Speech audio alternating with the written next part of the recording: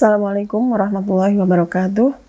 Alhamdulillah alladzi bi ni'matihi tatimmus shalihat.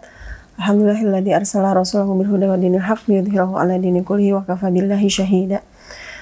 Ya, sahabat berbagi yang dirahmati Allah Subhanahu wa taala, di bulan Ramadan ini kita sering sekali mendengar bahwa tidurnya orang yang saum itu adalah sedekah atau ibadah, ya.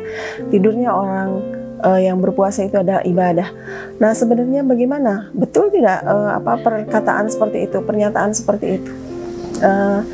Ada salah satu hadis memang ya yang berkaitan dengan tidurnya orang yang berpuasa yang diriwayatkan oleh Imam Baihaqi ya. Naumu shaim ibadah. Naumu shaim ibadah. Dan seterusnya ya, hadis ini menyampaikan bahwa tidurnya orang yang saum itu adalah ibadah.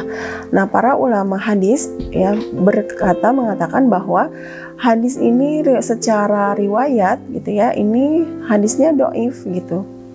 Nah, jadi hal-hal yang seperti ini perlu kita perhatikan dulu gitu ya. Perlu kita perhatikan pertama adalah dari sisi periwayatan hadis ini. Bagaimana status hadis ini? Nah, para ulama hadis mengatakan bahwa status hadis ini dhaif. Bahkan sebagian mengatakan bahwa hadis ini maudhu atau palsu.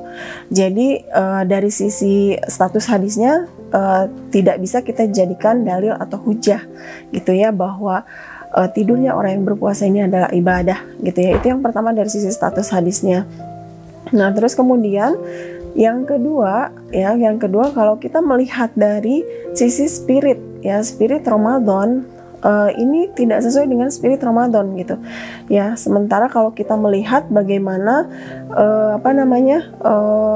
di zaman Rasulullah Shallallahu Alaihi Wasallam itu ya, banyak terjadi peperangan yang dilakukan oleh Rasulullah Shallallahu Alaihi Wasallam dan para sahabat itu pada saat bulan Ramadan. Contohnya adalah misalnya pada bulan kedua Hijriah itu terjadi perang Badar ya, dan itu terjadi di saat bulan Ramadan gitu.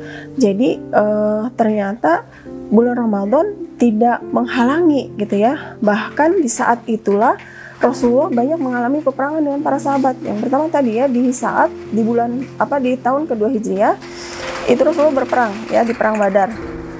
Nah, kemudian di bulan Ramadan juga di tahun ke-8 Hijriah ya terjadi peristiwa yang sangat monumental gitu ya. Terjadi peristiwa yang sangat bersejarah, yaitu dengan adanya Fathu Mekkah ya, bagaimana Rasulullah pada saat itu bersama para sahabat menaklukkan kota Mekkah ya, dan itu terjadi juga di bulan Ramadan gitu ya.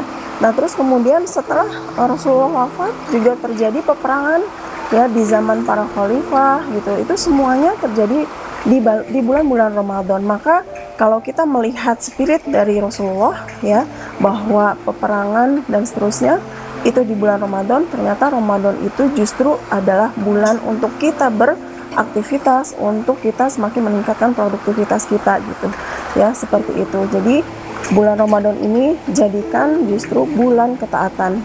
Kita memanen ketaatan, kita banyak-banyak berkreativitas atau melakukan amal-amal kebaikan seperti itu. Wallahu a'lam bishawab. Assalamualaikum warahmatullahi wabarakatuh.